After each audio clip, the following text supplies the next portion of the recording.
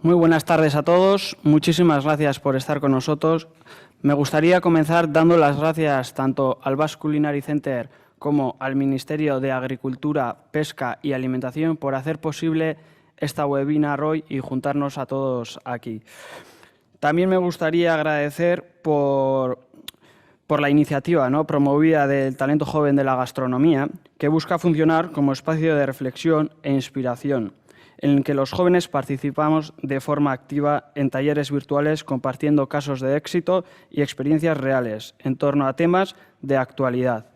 A continuación, voy a dar paso a la subdirectora general de la Promoción de Alimentos, Purificación González. Muy buenas. Buenas tardes, muchas gracias. Bueno, mi nombre es Purificación González, soy la subdirectora general de Promoción de los Alimentos de España del Ministerio de Agricultura, Pesca y Alimentación. Muchos de vosotros que frecuentáis estas webinars ya conocéis normalmente lo que decimos y lo que solemos decir al comienzo de las webinars, pero lo que quiero decir es un poco explicar lo que es Alimentos de España y por qué queremos estar aquí con vosotros, ¿no? Alimentos de España es una marca del Ministerio de Agricultura, Pesca y Alimentación, una marca que no tiene ninguna marca comercial detrás. Nosotros, nuestra razón de ser es poner en valor y reconocer el trabajo de los agricultores, de nuestros agricultores, ganaderos y pescadores, ¿no? ¿Cómo podemos poner en valor ese trabajo y esa actividad económica que realizan y esa manera de trabajar todos los días? Lo hacemos a través de poner el valor su producto, ¿no? Ese producto que nos ofrecen cada día. ¿Y cuál es la mejor manera de poner en valor ese producto? A través sin lugar a dudas, de la gastronomía. Por ello, el resumen es una marca del Ministerio que de lo que pones en valor el producto a través de, entre otras cosas, nos servimos de la gastronomía, que es muy importante para nosotros. ¿Por qué queremos estar aquí? Bueno, el Basque Culinary Center entre el Basque Culinary Center y el Ministerio hay un acuerdo de colaboración. La verdad es que nos vemos bastante identificados con las líneas de trabajo del Basque Culinary Center. El tema del talento joven de la gastronomía nos parece crucial porque nosotros queremos estar con los jóvenes. Queremos que vosotros cuando estéis empezando, aunque ya algunos ya sois muy reconocidos y muy renombrados en muchos sitios, que os sintáis acompañados por los alimentos de España, ¿no? Nos parece muy importante vincular Alimentos de España al talento joven y a los jóvenes, porque vosotros el día de mañana vais a ser los que vais a representar la gastronomía española y los que vais a poner en valor esos productos de los que hablaba antes.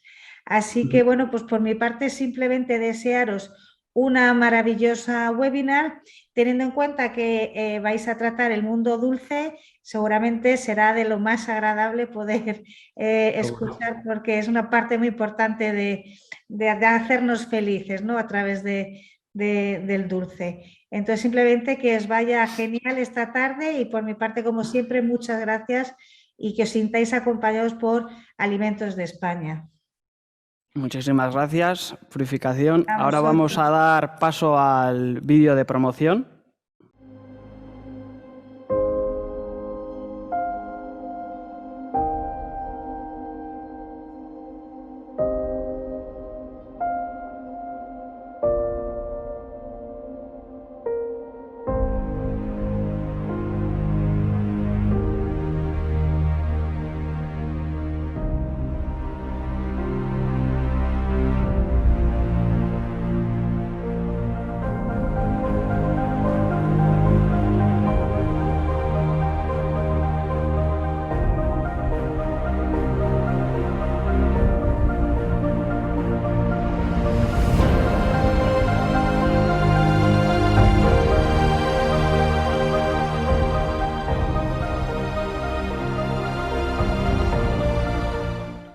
Bueno, voy a comenzar por presentarme. Yo soy Arminz Gorrotxategi, soy la cuarta generación de la familia Gorrotxategi y bueno, a día de hoy trabajo en Rafa Gorrotxategi. Últimos años nos han catalogado más como turroneros, pero además trabajamos lo que es la chocolatería, trabajamos confitería y también trabajamos algo de pastelería.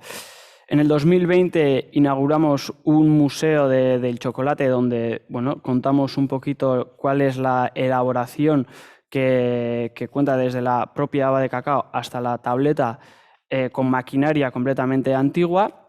Y bueno, contamos también la historia y la relación que tiene el mundo del chocolate con los vascos. Y sin extenderme yo más, voy a empezar a dar paso a los invitados de hoy. Voy a ir presentándolos de uno en uno. Voy a comenzar con David Gil. David Gil se comenzó a formar en la Escuela de Hostelería Hoffman. Pasó por varios restaurantes como, por ejemplo, el Can Giovanni, Mugaritz, o incluso trabajado también en Francia e Italia. En 2012 inició su trayectoria con Albert Adrià en Tickets hasta convertirse en jefe creativo y producción de pastelería y postres del Grupo El Barri.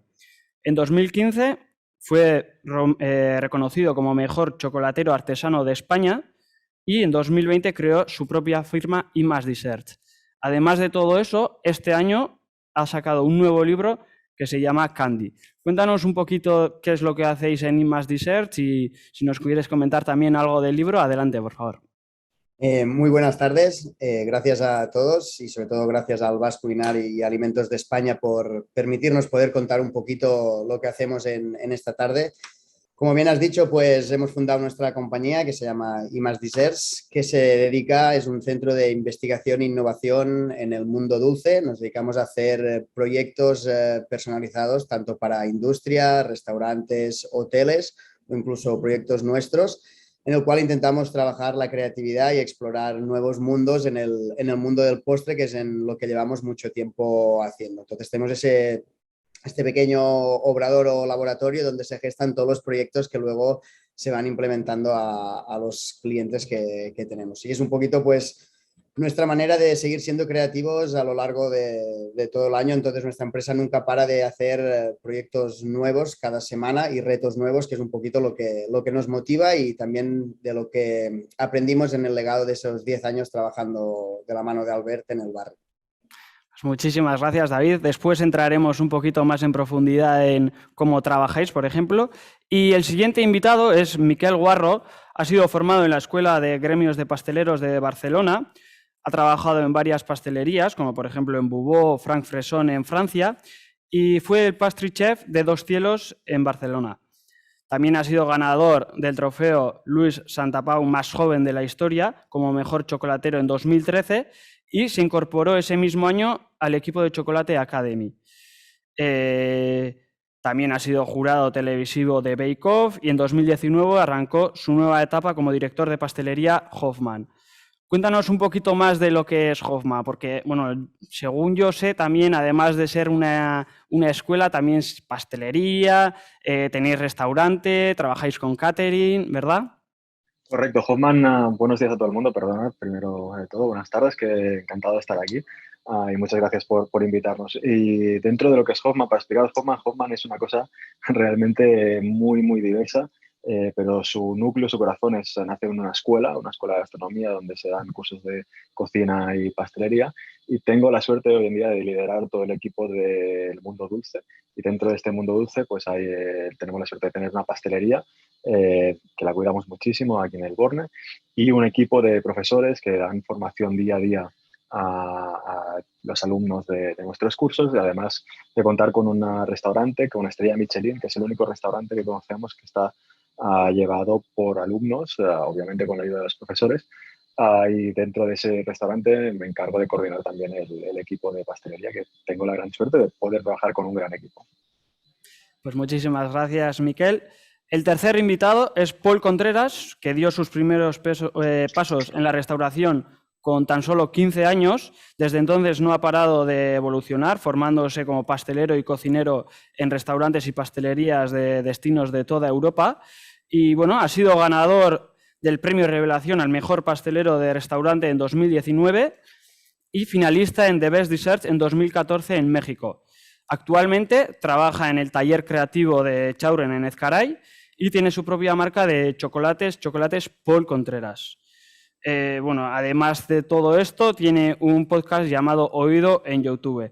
Cuéntanos brevemente por qué decides introducirte en este mundo del chocolate. ¿Cómo ha sido? ¿Qué es lo que hacéis allí? Y cuéntanos también cómo trabajáis en el I+D en Echaurren.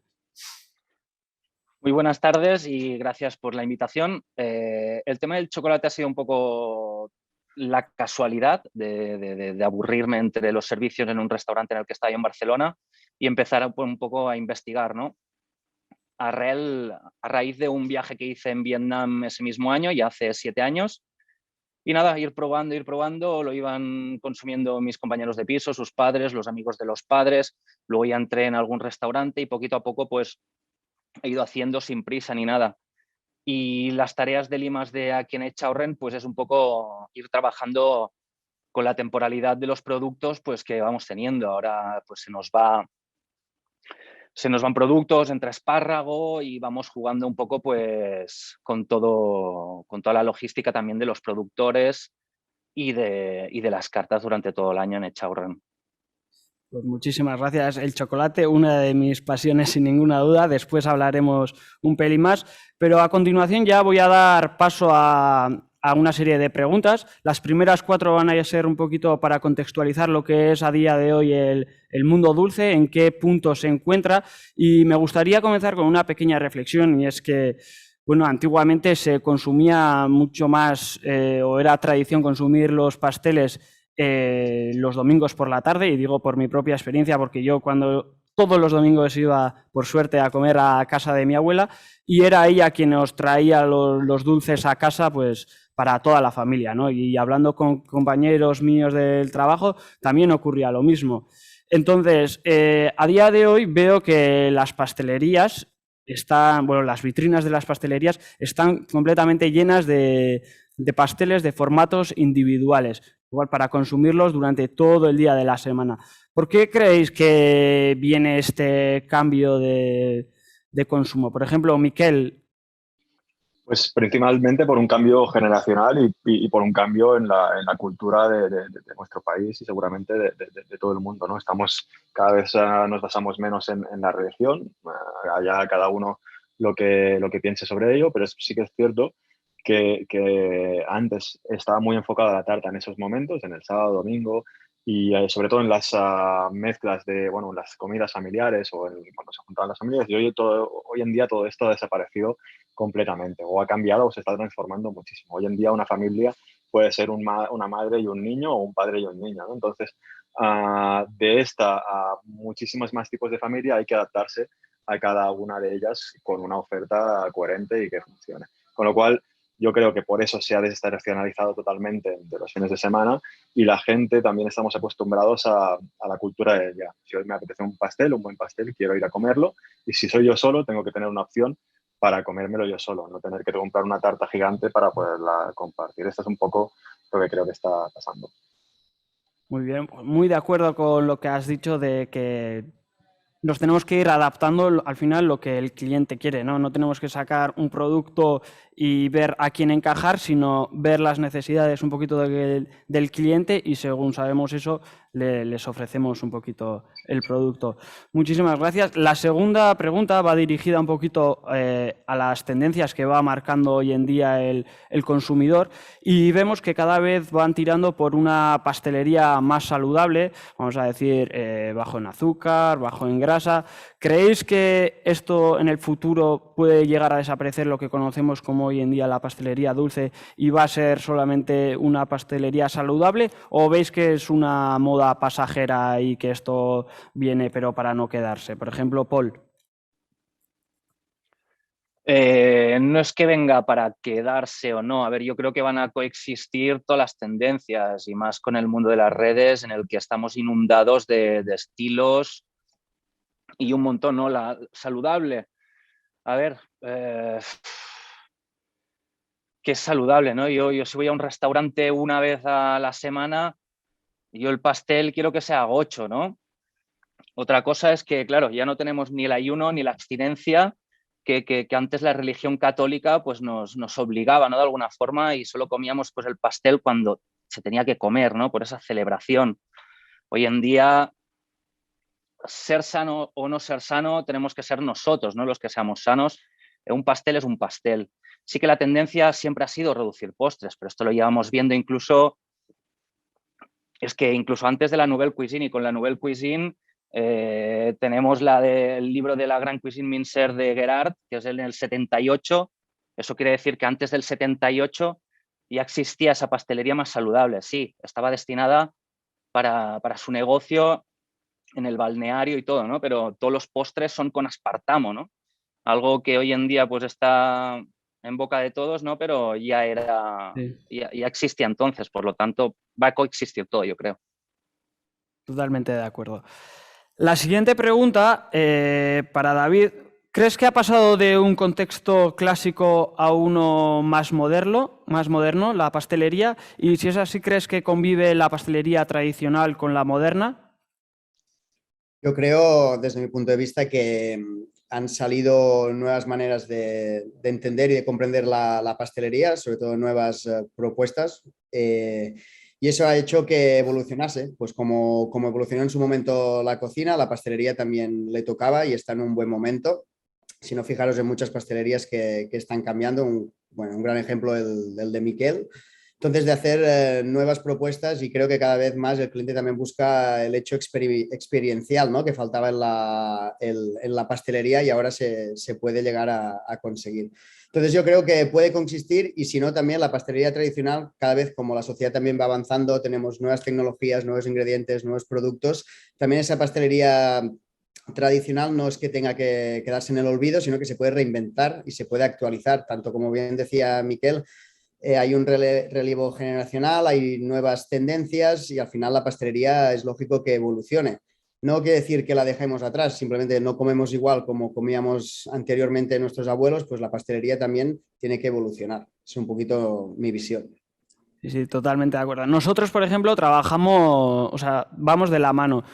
Tenemos clientes para los dos tipos. Hacemos, por ejemplo, un dulce que se llama Gorrocha, que es de 1735, de cuando Tolosa era capital de Guipúzcoa, y eso es un producto que no lo solemos tocar. Y sin embargo, la gente nos sigue demandando turrones nuevos todos los años. Entonces es como que un mismo cliente también puede tirar por tanto un producto muy típico, tradicional, que no quieren que se lo toque, porque si cambiamos algo de la receta o cambiamos algo de la imagen del Gorrocha, ya es como que no es lo mismo. Entonces buscan también lo tradicional, pero al mismo tiempo buscan un producto completamente novedoso. Entonces en mi caso, yo sí que creo que también puede ir de la mano, pero completamente también de acuerdo con lo que decías, David, que se va transformando y nos tenemos que ir asemejando a ella. Pues muchísimas gracias. La siguiente pregunta está dedicada un poquito a la pandemia. Ya llevamos ya casi 2 años de que comenzamos la pandemia y todos sabemos pues lo que ha causado esta pandemia, todo cómo ha afectado sobre todo a la hostelería, pero bueno, yo me considero una persona positiva y me gustaría saber qué sacáis de positivo de toda esta pandemia, de esto que hemos pasado el COVID. Por ejemplo, en vuestros trabajos, tenéis negocios diferentes. ¿Cómo os ha afectado a cada uno de vosotros en positivo? ¿Qué podéis sacar de provecho de estos 2 años? Por ejemplo, Paul, comienza. En positivo, a ver, yo me encontré con el primer encierro, que creo que fue el 13 de marzo o algo así. Yo soy autónomo y mi trabajo principal era por entonces pues el I+D pues, de restaurantes y todo, y sobre todo en el Echaurren.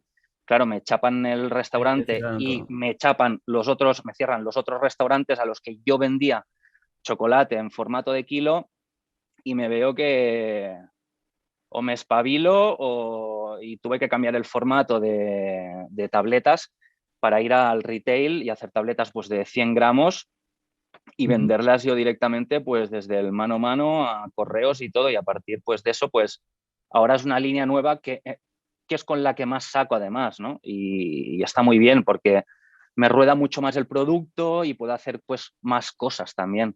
Por lo tanto, a mí pues me ha ayudado, no me he tenido que reinventar y hacer otras cosas pues para poder facturar, ¿no? Porque si no, yo no entraba en ERTE.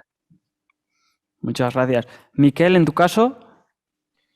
Pues mira, nosotros la verdad es que no nos podemos quejar porque la pastelería en el COVID ha sido una de las grandes beneficiadas, si es que se puede decir de alguna manera, porque la gente no se reunía mucho menos en casa, sí se animaban a cocinar, y en el mundo de la cocina y los restaurantes, al tenerlos cerrados, pues lo han pasado muy mal, pero la gente no se atrevía con el postre o se ha dado cuenta el hecho de ponerse a hacer algún postre en casa o tocar más las masas, que es un oficio realmente difícil y que no sirve cualquier cosa. Y la verdad es que esto ha traído mucha gente a las pastelerías para ir a buscar ese final dulce que echaban de menos en sus casas, ¿no? Entonces, por suerte nosotros desde que abrimos o desde que nos dejaron abrir, hemos ido trabajando muchísimo, y la verdad es que la pastelería como tienda, como negocio, creo que dentro de todo lo malo que hemos tenido que convivir con esa situación rara de ver cuánta gente ponías en el equipo para ir agrandando a medida que realmente iba subiendo las ventas y todo esto, pero la verdad es que nosotros no nos podemos quejar para nada,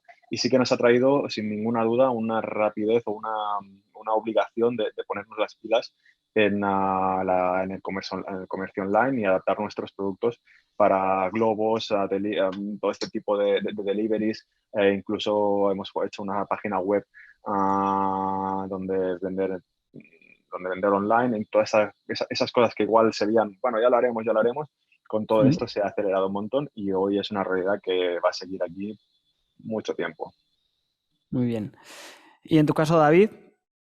Bueno, pues en nuestro caso, como somos autónomos como Paul, como muchos de los que trabajamos en España y tenemos que tirar para adelante, pues en ese aspecto lo que nos proporcionó la pandemia es que pues cerró el barri y eso nos obligó a reinventarnos y ya teníamos un poco en mente pues montar nuestra empresa. Entonces nosotros creamos la empresa y empezamos a trabajar justo cuando era el mes de febrero o marzo, que estábamos en plena pandemia. Entonces teníamos que sobrevivir. Pero tengo que decir que la pandemia nos trajo muchas cosas buenas, aparte de que aprendimos mucho, había mucha gente que quería reinventarse en nuevos productos, nuevos formatos, nuevas marcas que crear y mucha gente que quería arrancar proyectos para cuando pasase un poco la pandemia. Entonces, yo creo que nosotros, por suerte, como bien dice Miquel, pues no, el trabajo no nos faltó. Tuvimos bastante trabajo porque había muchas empresas y muchas marcas que querían reinventarse en nuevos conceptos o veían el futuro de una manera diferente. Yo creo que cambió bastante la manera de entender la pastelería, los formatos y también nuevas propuestas. Y aparte un poco también, como decía Paul y Miguel, pues poder lanzar productos o formatos como concepto pop-ups que nosotros creíamos que podíamos vender algún producto, en nuestro caso turrones diferentes, que lanzamos un concepto diferente con unas propuestas inspiradas en la Navidad, ¿no? Eso es un poquito lo que nos trajo la pandemia y aquí seguimos después de casi 2 años. Bueno, os quiero felicitar a los tres por el trabajo que habéis hecho, por cómo tenéis la capacidad de reinventaros y salir adelante en situaciones como estas, y felicitaros sobre todo. Bueno, contáis los tres con miles de seguidores en redes sociales, sobre todo tú, Miquel, casi 140.000, hay que decirlo. ¿Cómo se ha convertido esta herramienta indispensable para ti en el trabajo, o qué uso le das tú, por ejemplo? ¿Cómo lo enfocas, Hay este que decir perfil? que todos son comprados, no tengo ni uno de verdad. Sí. La verdad es que, la verdad es que esto empieza como una cosa pues yo creo que todos lo vemos como una herramienta muy barata y muy fácil de explicar lo que hacemos. Y eso es la gran magia de las redes sociales. Pero sí es verdad que lleva muchísimo trabajo a llevarlas detrás y llevarlas bien. Yo la verdad es que hay días que ya quiero apagar el móvil porque es imposible, aparte de las horas que hagas trabajando, que ya sabemos en nuestro oficio que son muchas, te tienes que dedicar un montón de horas más a contestar, a no sé qué, a no sé cuántos. Y está muy bien porque es una ventana al público gigante, pero creo también que las redes sociales es un arma de doble filo. Es muy peligroso, incluso pues, por todo el tema de la creatividad, de todo esto. Hostia, todo el mundo, alguien hace una cosa nueva al minuto, te lo están reproduciendo y no pasa nada porque está muy bien, pero ir en ese estrés constante, ir en esa necesidad de avanzar, de hacer cosas nuevas, de crear productos nuevos, de mucha gente, creo que no es el caso de ninguno de los tres que hay aquí, pero mucha gente por el hecho de querer agradar o de querer sorprender. Te ves ahí unas tartas azules fosforito con unas cosas, y esto yo creo que desdibuja un poco la profesionalidad del oficio. Está muy bien que exista, pero por culpa de redes, no hay una diferenciación clara de lo que está bien hecho a lo que es efectista o a lo que es efecto wow o este tipo de cosas que todos hemos visto por ahí, hostia, es difícil porque acaba pasando que alguien con 500.000 de seguidores haciendo unas castañas de la hostia, pues puede ser que tenga mucha más credibilidad que una persona que lo hace muy, muy bien.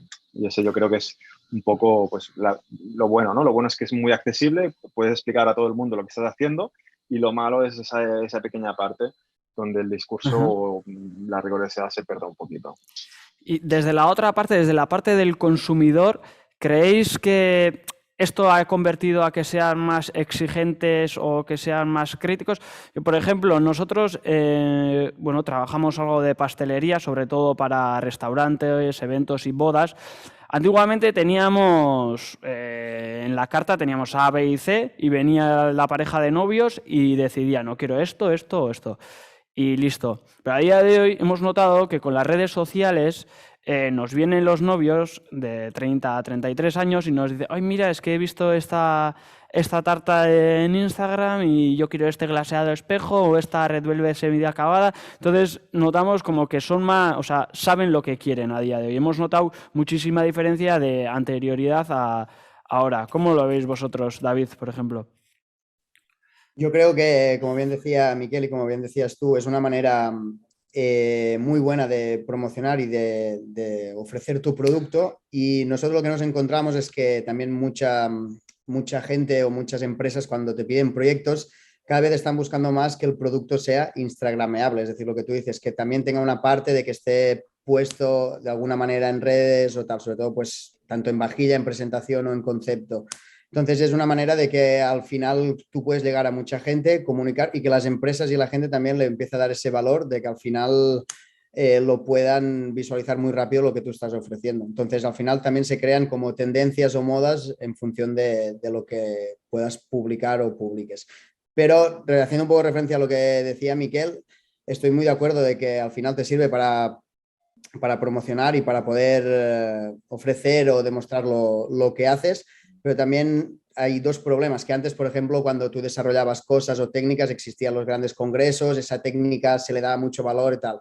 Hoy en día, cuando tú ahora sacas un producto, una cosa nueva, hoy se cuelga en Instagram, ¿vale? Y al cabo del tiempo ya es efímero, ya ha pasado, ya lo ha sacado esta persona y tal. Entonces el mundo está tan conectado que la creatividad cada vez es más difícil de poder lanzar cosas nuevas o hacer cosas diferentes, porque realmente con el alcance de las redes, a la que cuelgas una cosa, enseguida ya a lo mejor pues puede estar en todos lados, o al revés, también pues mucha gente, como decía Miquel, te copia. Y estoy muy de acuerdo con Miquel de que al final también tiene un doble filo esto, ¿no? Al final de los grandes profesionales que lanzan pues sus tendencias y tal, pero también detrás de las redes hay mucha gente que con poco profesionalidad detrás y al final te pueden hacer creer productos que realmente no son ni vendibles ni comestibles o cosas que no son de la calidad que uno busca, ¿no? Y hay un poquito esta arma de doble filo que tienen las redes, yo creo.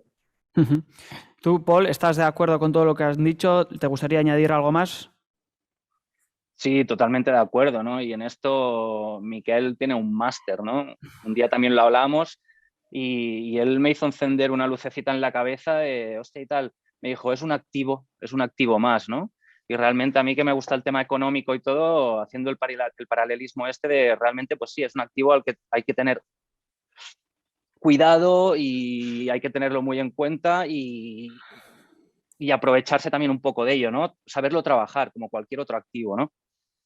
Y luego el tema de los asesoramientos, ¿no? No solo el público en pastelería de tienda, ¿no? A veces en los restaurantes también te viene el chef y te dice, oye, quiero algo así, ¿no?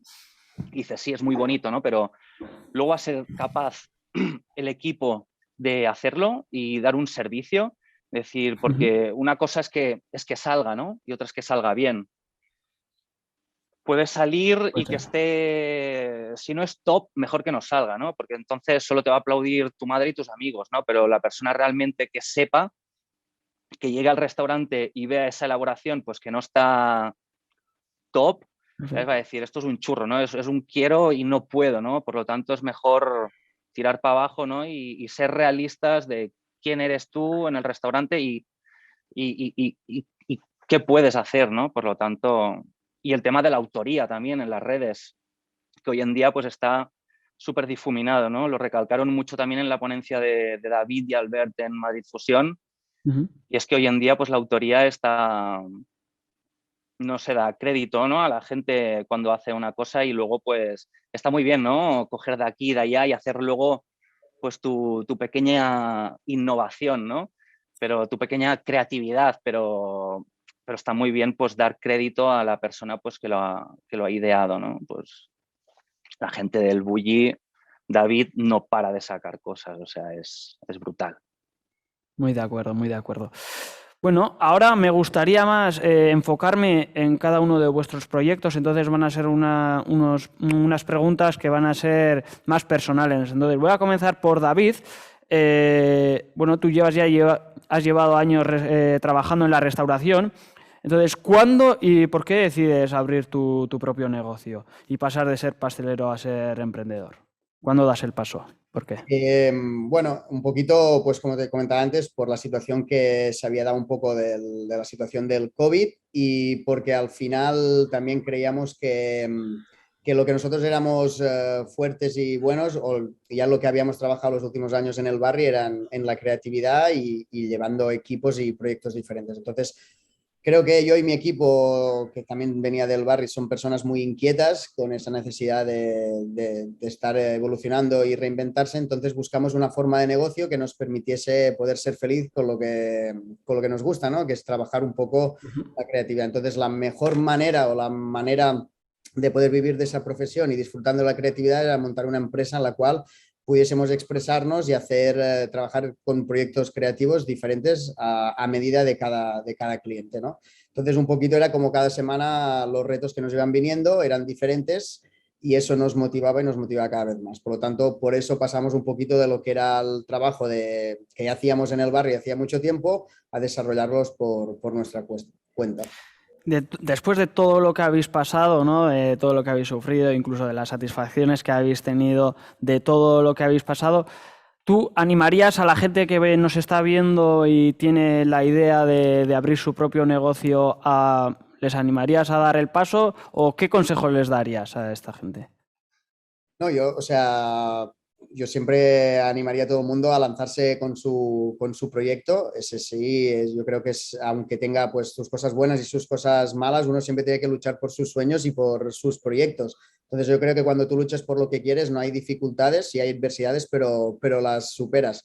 Y al final es simplemente encontrar el equilibrio en encontrar lo que tú vas a hacer y hacer lo que te haga feliz, ¿no? Y que cada uno sea cómodo en lo que hace. No todo el mundo, por ejemplo, es muy digno el pastelero que quiere montarse una tienda de pastelería tradicional como la persona que quiere montarse una chocolatería o la persona, porque tenemos que entender que hay muchos formatos y hay muchas maneras de vivir de esta profesión, ¿no? Entonces, yo creo que sí, que cada uno luche por su sueño y que al final cada uno esté cómodo donde quiera estar. Y un poquito, yo creo que la pastelería tiene mucho futuro y hay mucho que hacer aún dentro de la pastelería. Así como en cocina se ha evolucionado mucho, creo que hay muchas maneras, muchos formatos, muchas propuestas que se pueden explotar, ¿no? Y creo que es un mundo... Además, yo siempre digo que el pastelero es esa figura que está en especie de extinción, es decir, que no hay. A mí me llaman tienes pasteleros para restaurantes, pasteleros para proyectos tal, y no hay. Es un mundo, yo creo que a explotar y a dedicarse a él, porque hay una gran necesidad de gente formada en pastelería, ¿no? Un mensaje muy bonito que seguro que habrá llegado a muchos de los que están viendo. La tercera y última pregunta sobre tu proyecto es ¿cómo trabajáis? Bueno, creo que trabajáis los dulces en función al cliente y al proyecto, ¿verdad? Entonces, cuéntanos cuál es tu forma de trabajar el I+D dentro de tu empresa. ¿Tenéis alguna metodología en concreto o...? Sí, tenemos una metodología que al final se resume en varias cosas. Intentamos siempre que al final todo tenga un sentido y un contexto único. Entonces intentamos analizar y hacer que cada proyecto sea único y que el proyecto que hagamos no sea solo un proyecto pues de galletas porque sí o de turrones porque sí, tal, sino que tenga un sentido, un hilo conductor que una todo esto, ¿no? Eso lo hemos vivido siempre desde que entramos en el barrio hace muchos años, cuando conceptualizábamos restaurantes y propuestas gastronómicas para cada restaurante, ¿no? Entonces siempre decíamos que el cliente, pues cuando estaba en tickets quería comer unos tipos de postres, cuando estabas en bodega otro tipo de postres más tradicional. Entonces en nuestra empresa aplicamos lo mismo, podemos tener desde clientes de restaurantes de 3 estrellas que tenemos que pues reinventarnos en un concepto único y donde trabajamos con la creatividad. Podemos tener proyectos más de industria que al final nos tenemos que diseñar a nuevos formatos de consumir o nuevos productos. Entonces intentamos que cada cliente tenga su proyecto y que sea único y diferente. Entonces siempre nuestra metodología se basa en analizar y leer y buscar información de todo lo que haya en el mercado parecido a eso, de todo lo que se haya hecho. Después, cuando tenemos toda la información, analizar y hacer pues una propuesta nueva de todo lo que podemos desarrollar y empezar a trabajar la creatividad, desde técnicos alimentarios que tenemos, químicos o los pasteleros, pues que al final intentamos entre todos hacer un equipo para liderar cada proyecto y sacar productos nuevos al mercado. Es un poquito lo que hacemos. Pero para nosotros lo más importante es que cada proyecto tenga su alma y su historia. Y eso hace que al final un restaurante o una industria o cualquier empresa tenga un proyecto que tenga alma, que para nosotros es un poquito lo que buscamos. Muy bien, muchísimas gracias, David. Bueno, el siguiente, Miquel, voy a hablar un poquito también de tu proyecto. Como dice el lema de España es el país más rico en cuanto a los productos que tenemos, ¿tú qué importancia le das a la materia prima a la hora de elaborar tus productos? Hombre, pues al final la importancia de la materia prima es primordial y es verdad que en pastelería todo esto lo hemos perdido un poco de vista. En la pastelería de tienda en general, la gran realidad es que se ha perdido, se ha desdibujado ese cariño y ese saber hacer a las materias primas. Eso no quiere decir que no se use buenas materias primas, al contrario, pero sí que creo que es importante recuperar cosas básicas. Desde nosotros, por ejemplo, le damos muchísima importancia a los pralinés porque es la base.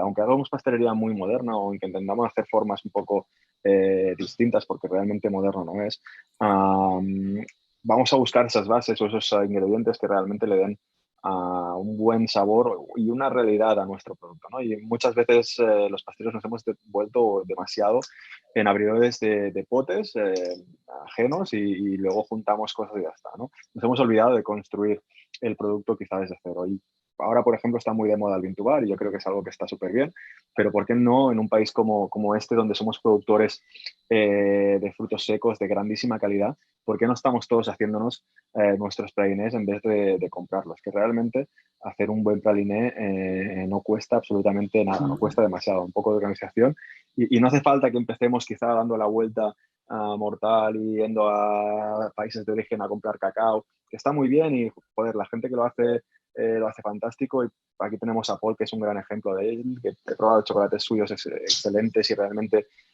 únicos, pero quizá Paul tiene la suerte de poder hacer, bueno, la suerte y la convicción de hacer eso, pero igual no hace falta ir a ese extremo, ¿no? Igual hace falta empezar a eso, a coger un buen fruto seco, a tostarnos nosotros, a hacer el caramelo al punto, a agregarle tal, y a empezar a construir desde ahí, o empezar a construir desde un huevo de gallina de verdad y no un huevo de gallina que ha vivido silvestre y no un huevo de gallina que haya vivido, pues bueno, esas gallinas que todos sabemos cómo están, ¿no? Igual empieza más eso, para mí el cariño y el trato del producto debería ser más empezar por ahí en el mundo de la pastelería, que no comprar grandes frutas a no sé cuántos euros el kilo, sino quizá más en las bases. Y creo que la gracia o una de las revoluciones que va a venir en la pastelería, espero que sea esa, la verdad. Totalmente de acuerdo. Además, no nos damos ni cuenta de la suerte que tenemos, ¿no?, de vivir en este país, que contamos con lo que has dicho, con unos frutos secos espectaculares, contamos con, pero ya no solo en el mundo dulce, sino en el mundo salado también, si es que tenemos pescado, carne, tenemos de todo, entonces sí que tenemos que tener en cuenta y aprovechar esto para darle valor a nuestra empresa. La siguiente pregunta, David, Miquel, perdón. ya llevas ya años mandando en la pastelería Hoffman, al mando de la pastelería Hoffman. ¿Cómo planteas y organizas una pastelería que, bueno, que cuenta ya como casi 30 personas en la plantilla? Mandar, la verdad es que mando poco. Lo que Bueno, hago mandar sobre todo es escuchar. No, al y esa mando. es una de las claves, yo creo. Escucho mucho, la gente que lleva tiempo aquí, escucho mucho. Y creo que van sobre todo de esto. Y llevar un equipo no es decir hacer lo que yo crea que hay que hacer porque sí, sino escuchar a la gente e intentar llegar a un punto medio, ¿no? Y creo que todo el tema este de llevar un gran equipo, la verdad es que se resume en tratar a la gente como te hubieran gustado que te trataran a ti. Y no tiene mucho más misterio que eso. Si yo soy el primero que quiero tener vida después del trabajo, pues vamos a intentar que todo el mundo realmente pueda tener vida después del trabajo. Vamos a intentar que la pastelería sea un oficio donde, coño, hay que trabajar muchísimo, pero también que sea conciliable con una vida normal, porque seguramente el gran problema que tenemos ahora de falta de pasteleros y de gente del mundo de la cocina es que la gente a día de hoy ha cambiado muchísimo la manera de entender la vida. Yo trabajo muchísimas horas, pero quiero 2 días, un día y medio donde esté a mis anchas y no tenga ningún problema, ¿no? Pues vamos a intentar que la gente se sienta con con ese chance de hacer estas cosas, ¿no? Y que realmente puedan convivir un poco su día a día con lo que es por muchos de nosotros nuestra pasión, pero creo que hay un momento en el que te das cuenta que eso es importante.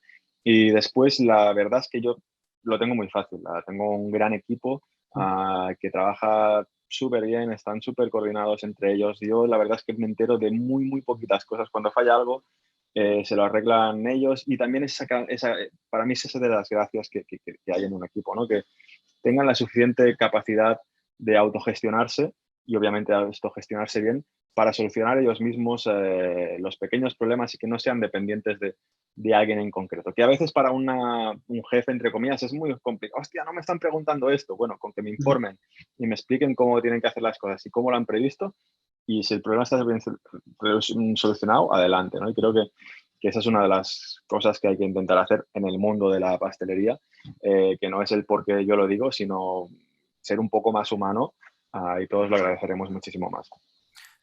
Comentabas de que había, bueno, que te encuentras con muy pocos problemas o pequeños problemas. ¿Cuál es uno de los mayores problemas con los que te encuentras a día o que tienes que resolverlos? ¿Cuáles son los mayores inconvenientes o La que verdad es que tienes que resolverlos? al principio yo creo que te diría que la regularidad en una pastelería es importantísima, porque al final si un cliente viene a comprar una tarta hoy y se la come buena y a la mañana no se la come o no está tan buena o está reseca, pues ese es quizás el gran problema o el mayor problema de la pastelería. Pero es que realmente ser muy regular, aunque sepas mucho y aunque te fijes mucho, cuesta muchísimo, con lo cual sí que es uno de los grandes problemas a resolver, pero Y sobre tampoco todo creo que... cuando eres tan exigente, ¿verdad? Sí, Cuando buscas la perfección.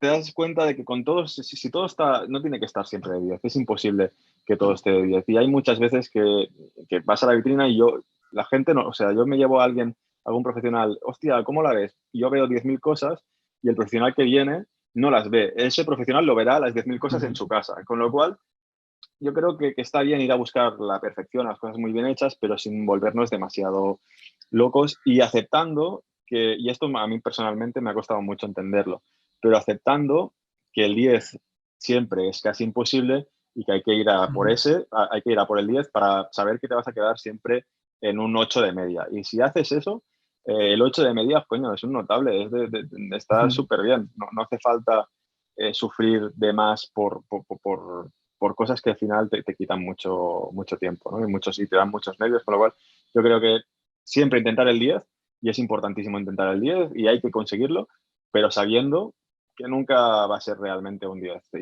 y coexistiendo con esto, ¿no? Y esa es quizá lo más difícil que tenemos nosotros, esa regularidad y además entender que eso tiene que pasar así. Muchísimas gracias, Miquel. Es un lujo escucharte. Vamos a pasar ahora a Paul. Bueno, llevas ya años trabajando como creativo en el restaurante de Chaurren, en Ezcaray. Comentabas también que trabajabas en conjunto, ¿no? Esta andadura emprendedora. Me decías al principio de comenzar de que casi no tenías tiempo para trabajar en ambas dos, que era casi una locura. ¿Cómo te organizas para llevar las dos a cabo? Pues, ¿cómo me organizo? Bueno, no es una locura, ¿no? Organizándose bien. Normalmente sobre las 9 de la mañana salgo de casa y voy a controlar las máquinas pues en las que ya tengo o el chocolate fundiendo si estoy haciendo tabletas o las máquinas rodando. Luego ya me voy para el restaurante y hago normalmente pues hasta las 6:30 de la tarde. Y cuando salgo del restaurante... ¿Estás Dime. tú solo elaborando el chocolate o tienes algún... tú solo? Yo solo. Sí, Y a las 6:30, cuando salgo del restaurante, pues me voy hacia la finca de banquetes, que es donde hago la finca de banquetes de Chaurren, que ahora está en desuso porque no hay bodas. Pues ahora yo estoy ahí instalado pues haciendo el chocolate hasta las 9:30. Mérito tienes. Bueno, me gustaría hablar también un poco del margen, ¿no?, que deja el chocolate Bean2Bar. Y es que, bueno, lo conocemos de primera mano y, claro, la maquinaria es costosa. Hay que comprar tostadores, descascarilladores, melangers, empaquetadoras si fuera necesario, local. Todo esto sabemos el coste que tiene. Y bueno, por eso y por esta razón también y por todo el trabajo que lleva esto, salen las tabletas a un precio determinado bastante elevado en el mercado, como es obvio. ¿Te parece una empresa o te parece un negocio que es rentable realmente o crees que es más a futuro que a día de hoy? Es rentable dependiendo de la escala que tú quieras dar, ¿no? O sea, si jugamos a que... Yo, por ejemplo, mi caso es rentable porque yo no estoy pagando trabajadores, soy yo solo. No estoy pagando un local, estoy aprovechando un local que ahora está en desuso, sobre todo cuando hay bodas, es en la época más veraniega y es en la que yo no hago chocolate. O sea, yo al final hago como Ferrero Rocher. En verano no vendo chocolate, ¿no? Y uso la instalación cuando yo puedo utilizarla. Por lo tanto, no pago alquiler. O sea, gracias a Francis Paniego también de Le Chaurren, pues que me ceden el espacio, ¿no? Soy una especie de homeless. La maquinaria, cara, no cara. Yo funciono con Premiers que ya no valen ni $300 cada una, ¿no? ¿Haces 4 kilos con ellas diarias? Sí, ¿es poco? Bueno, yo tengo 4 y juego con ellas, ¿no? Moldes, tengo unos moldes de plástico barato. Vale, sí. O sea, una temperadora por 1.600 euros me la compré y es de las antiguas de ruedecita, ¿no? Soy muy consciente de que yo de momento no quiero pedir un préstamo al banco, ¿no? Ni crecer por crecer cuando realmente pues sí que es un mercado pues difícil, ¿no? La gran mayoría de los que se dedican al Bean2Bar aquí en España tienen otros trabajos, ¿no? Y aguantan con ello. Yo voy sacando y también jugando un poquito con el tema este de la escasez.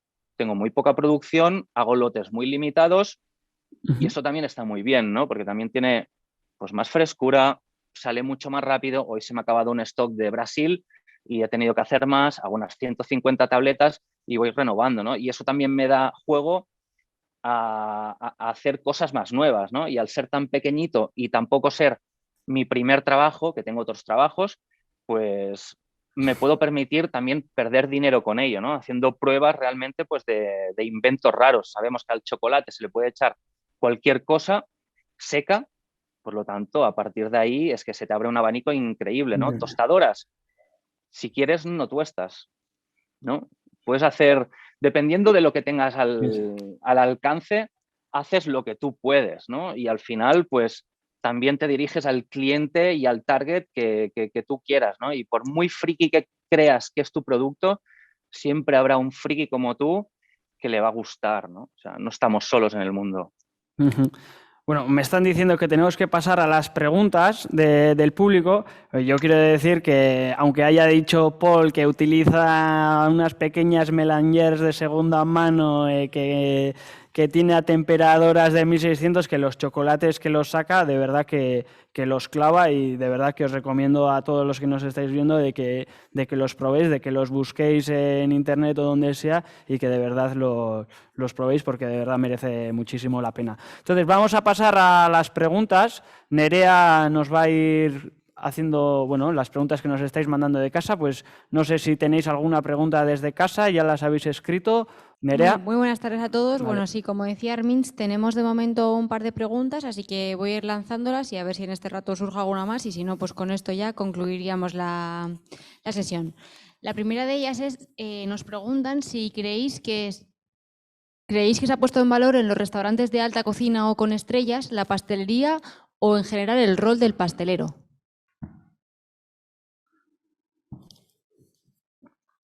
¿A quién le gustaría contestar? A ver, yo puedo decir una cosa respecto a eso. Yo creo que se le empieza a dar valor al pastelero, sobre todo porque los cocineros empiezan a dar cuenta de que no hay pasteleros. Entonces, creo que muchos cocineros deberían aprender pastelería, es una cosa importante. Y segundo, se le empieza a dar valor porque yo creo que cada vez más se intentan hacer mejores postres en los restaurantes, ¿no? Y para eso hay que darle el valor como se le daba a la cocina. Yo reivindico que se le dé el valor que se merece la pastelería de restaurante, igual que durante muchos años se le ha dado mucho valor a la cocina.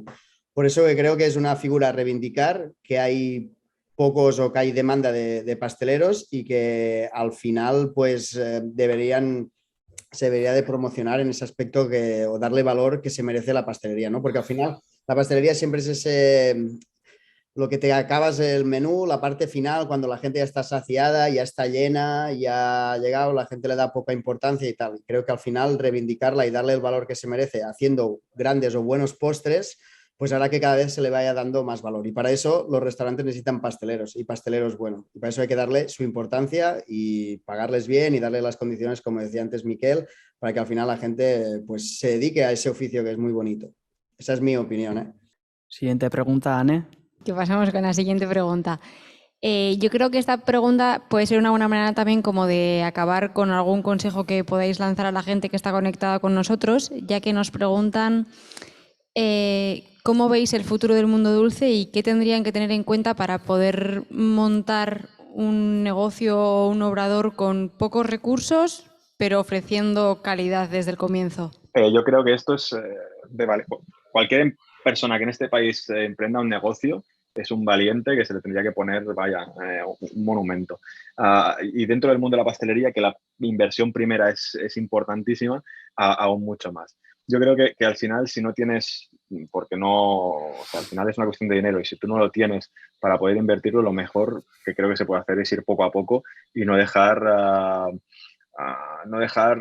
comerte la cabeza por grandes ideas y gente que te tenga que decir cómo te vas a hacer o cómo debas de mencionar tu negocio, porque jugar con el dinero de los otros es muy fácil, pero cuando juegas con el tuyo, yo creo que hay que tener los pies muy en el suelo, saber muy bien qué tipo de negocio vas a montar, tener antes de empezar los productos súper mirados, escandallados de arriba a abajo, pensadísimos, todas las formas, los formatos, las maneras como vas a vender, y una vez tienes esto, ver además toda la parte de inversión y realmente hacer un pequeño plan de empresa y realmente ver que sobre el papel pueda funcionar. A partir de ahí, toca tirar un dado y ser valiente si te atreves a dar esto. Porque es verdad que cuando yo estos años he estado mirando más a la parte de los números, es verdad que hoy en día la rentabilidad en la pastelería es complicada y compleja, y más cuando vendemos individuales a precios realmente ridículos.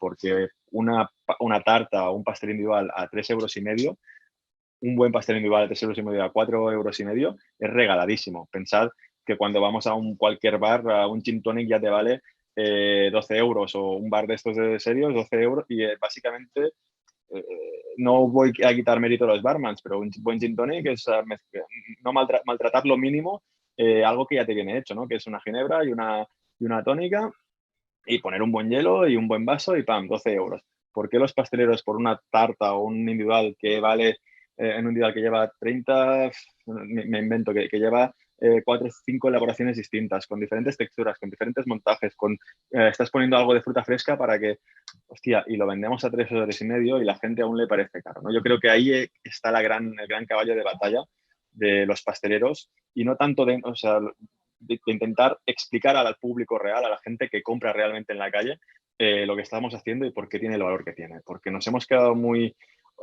de puertas hacia adentro para vernos, para ver lo que estamos haciendo nosotros e intentar enseñar, superarnos entre unos a otros, y quizá nos hemos olvidado de intentar transmitir qué tipo de trabajo hacemos, ¿no?